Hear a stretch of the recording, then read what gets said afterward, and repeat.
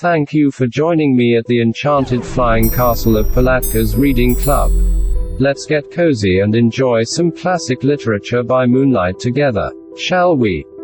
Today's magical storybook of delight is Alice's Adventures in Wonderland by Lewis Carroll. How thrilling! Chapter 1. Down the Rabbit Hole. Alice was beginning to get very tired of sitting by her sister on the bank, and of having nothing to do. Once or twice she had peeped into the book her sister was reading, but it had no pictures or conversations in it. And what is the use of a book, thought Alice, without pictures or conversation? So she was considering in her own mind, as well as she could, for the hot day made her feel very sleepy and stupid, whether the pleasure of making a daisy chain would be worth the trouble of getting up and picking the daisies, when suddenly a white rabbit with pink eyes ran close by her. There was nothing so very remarkable in that, nor did Alice think it so very much out of the way to hear the rabbit say to itself, "Oh dear. Oh dear. I shall be late." When she thought it over afterwards, it occurred to her that she ought to have wondered at this, but at the time it all seemed quite natural. But when the rabbit actually took a watch out of its waistcoat pocket, and looked at it, and then hurried on, Alice started to her feet, for it flashed across her mind that she had never before seen a rabbit with either a waistcoat pocket, or a watch to take out of it, and burning with curiosity, she ran across the field after it, and fortunately was just in time to see it pop down a large rabbit hole under the hedge. In another moment, down went Alice after it, never once considering how in the world she was to get out again. The rabbit hole went straight on like a tunnel for some way, and then dipped suddenly down. So suddenly that Alice had not a moment to think about stopping herself before she found herself falling down a very deep well. Either the well was very deep, or she fell very slowly, for she had plenty of time as she went down to look about her and to wonder what was going to happen next. First, she tried to look down and make out what she was coming to, but it was too dark to see anything. Then she looked at the sides of the well, and noticed that they were filled with cupboards and bookshelves. Here and there she saw maps and pictures hung upon pegs. She took down a jar from one of the shelves as she passed. It was labeled orange marmalade,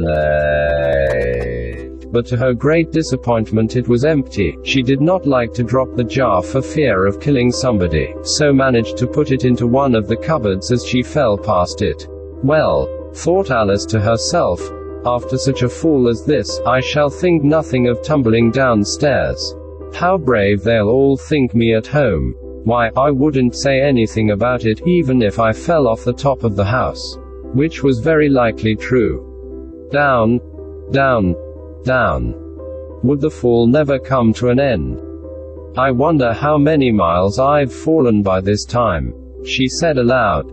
I must be getting somewhere near the center of the earth. Let me see, that would be 4,000 miles down, I think, for, you see, Alice had learned several things of this sort in her lessons in the schoolroom. And though this was not a very good opportunity for showing off her knowledge, as there was no one to listen to her, still it was good practice to say it.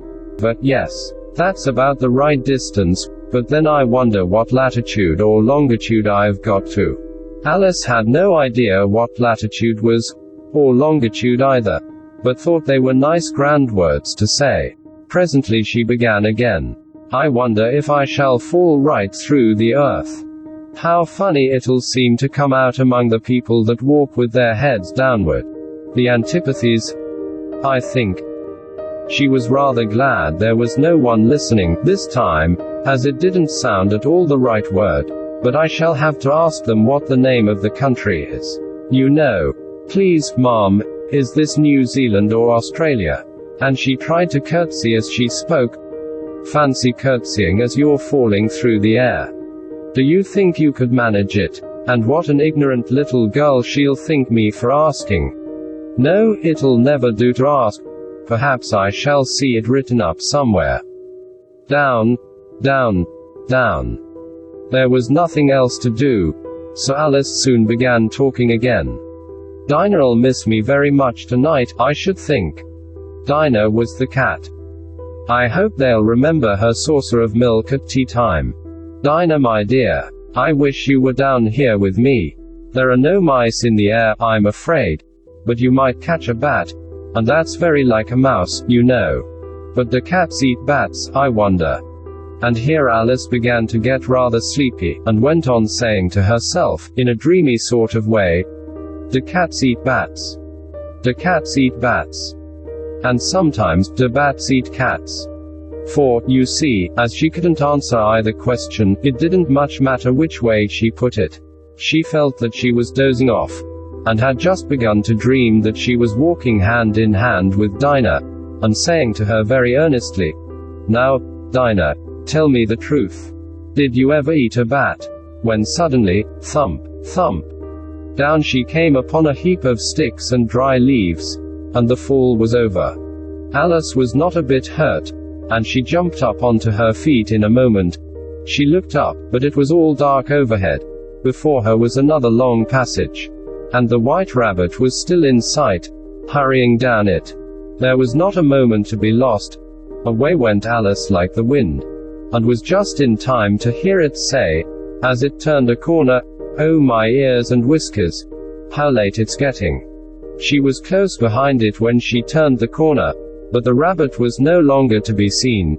She found herself in a long, low hall, which was lit up by a row of lamps hanging from the roof. There were doors all round the hall, but they were all locked. And when Alice had been all the way down one side and up the other, trying every door, she walked sadly down the middle, wondering how she was ever to get out again. Suddenly she came upon a little three-legged table, all made of solid glass. There was nothing on it except a tiny golden key. And Alice's first thought was that it might belong to one of the doors of the hall. But, alas! Either the locks were too large, or the key was too small. But at any rate it would not open any of them. However, on the second time round, she came upon a low curtain she had not noticed before, and behind it was a little door about 15 inches high. She tried the little golden key in the lock, and to her great delight, it fitted. Alice opened the door and found that it led into a small passage, not much larger than a rat hole. She knelt down and looked along the passage into the loveliest garden you ever saw. How she longed to get out of that dark hall, and wander about among those beds of bright flowers and those cool fountains, but she could not even get her head through the doorway. And even if my head would go through, thought poor Alice, it would be of very little use without my shoulders. Oh, how I wish I could shut up like a telescope. I think I could, if I only know how to begin. For, you see, so many out-of-the-way things had happened lately, that Alice had begun to think that very few things indeed were really impossible. There seemed to be no use in waiting by the little door. So she went back to the table, half hoping she might find another key on it, or at any rate a book of rules for shutting people up like telescopes. This time she found a little bottle on it, which certainly was not here before, said Alice. And round the neck of the bottle was a paper label, with the words Drink Me beautifully printed on it in large letters. It was all very well to say drink me, but the wise little Alice was not going to do that in a hurry. No, I'll look first, she said, and see whether it's marked poison or not, for she had read several nice little histories about children who had got burned, and eaten up by wild beasts and other unpleasant things. All because they would not remember the simple rules their friends had taught them, such as, that a red-hot poker will burn you if you hold it too long, and that if you cut your finger very deeply with a knife, it usually bleeds. And she had never forgotten that, if you drink much from a bottle marked poison, it is almost certain to disagree with you, sooner or later. However, this bottle was not marked poison, so Alice ventured to taste it, and finding it very nice, it had, in fact, a sort of mixed flavor of cherry tart, custard, pineapple, roast turkey, toffee, and hot buttered toast. She very soon finished it off.